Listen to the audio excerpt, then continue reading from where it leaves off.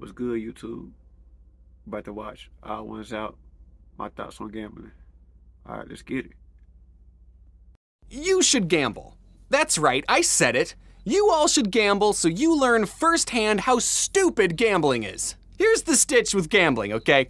Gambling is only fun if you don't understand math. Humans have been gambling since the dawn of whenever money was invented. I mean, just take one look at the Las Vegas Strip and you will immediately understand how lucrative the gambling industry is. They built the Statue of Liberty, the Eiffel Tower, and Caesar's Palace all on the same street. Gambling is everywhere in Las Vegas. As soon as you step off the plane, you're bombarded with slot machines in the airport. Are you kidding me? You can't wait to gamble? As soon as you step off the airplane, you just immediately go, I gotta win big! Look, I understand why people gamble. I get it. I play Magic the Gathering, and opening up a booster pack and not getting any expensive cards is the exact same feeling as losing your entire life savings. The first time I gambled, I was in Australia for VidCon. After the convention, me and a bunch of mates went to a bar, and I found out that there was a casino attached to it. And I thought, perfect, I'm in a different country, so my parents will never find out that I gambled. Plus, I'm of legal age and independent. Let's get our gambling freak on. I was only comfortable asking my friend Moz to borrow some cash because I feel like if a friend asks, hey, can I borrow some money to gamble with? You're never gonna see that money or that friend ever again. All Moz had was a $5, which is Australian for $5. So I only got one chip to gamble with, and I decided to spend that one chip on roulette, because that's the only game I knew how to play.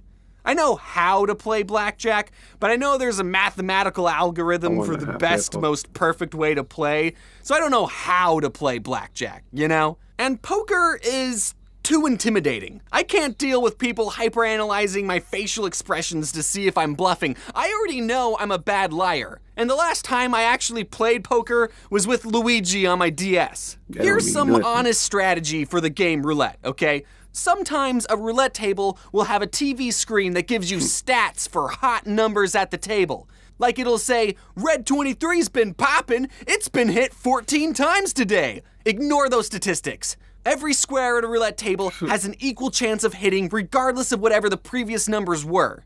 Just ignore those stats and always bet odd. So, with just one chip to my name, I was able to turn that single chip into 200 Australian dollary dues. Oh yeah! Oh, I'm feeling it! Oh! The gambler's high! I'm gonna quit right there. I'm not sure about your investments, but a 4,000% profit is very good. I could have kept going, but I really wanted to rub my winnings into Maz's face. How about them I cashed out my chips, went back to the bar, and then slammed the 2 hundos on the table and said something cocky like, how about them cheeky buggers, mate? And Maz was like, did you just win those 200 wibbly wobbly dollary dues? Yeah, and it's all mine. And Maz went, hey, you still owe me 200 Australian dollars for that other thing I did for you. Oh, yeah, I guess I do owe you that. Then he scooped up my 2 Australian hundos that I was just rubbing in his face. It's an anomaly that my very first casino experience was so positive. It was like the devil himself was tempting me to continue gambling. See? Gambling lets you pay off your debts. Never stop. That, or I'm just really good at Australian roulette. This is probably how people get addicted to gambling, huh? Casinos are designed to make you stay in them for as long as possible.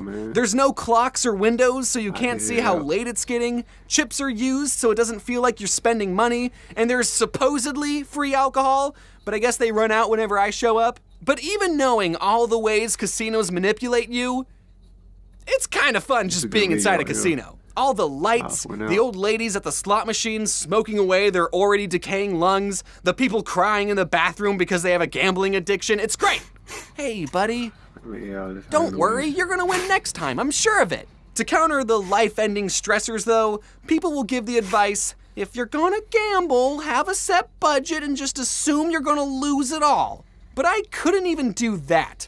Not the sticking to a budget part. I couldn't bring myself to gamble away my allotted budget. When I went to Vegas, I told myself I was only going to gamble $300.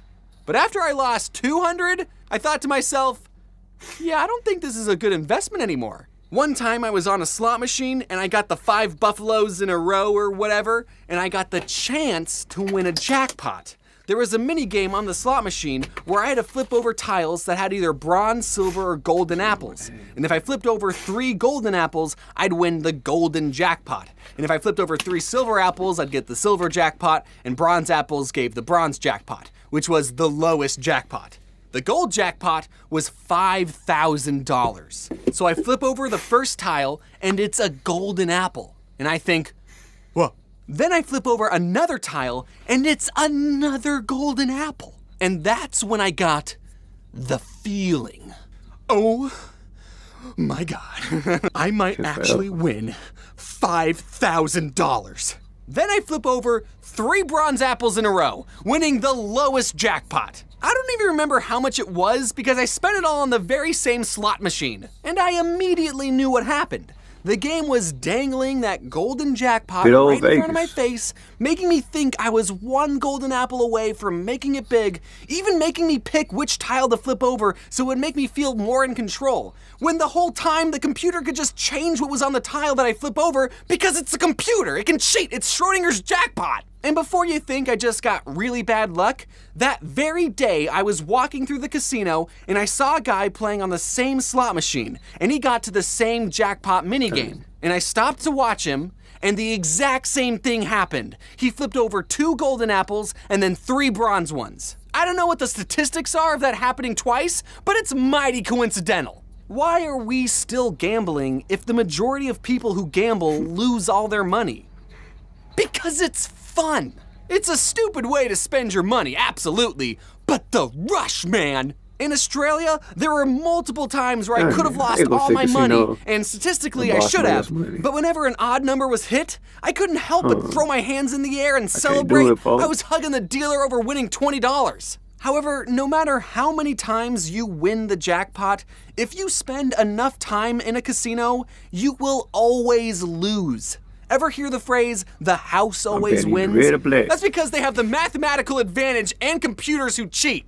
Gambling is not an investment. It's not a way to pay off your debts. It is entertainment. If done responsibly and in a social setting, gambling is absolutely fine to indulge in.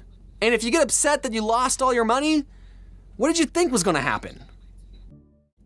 There was odd1sOut, LA signing out. Peace.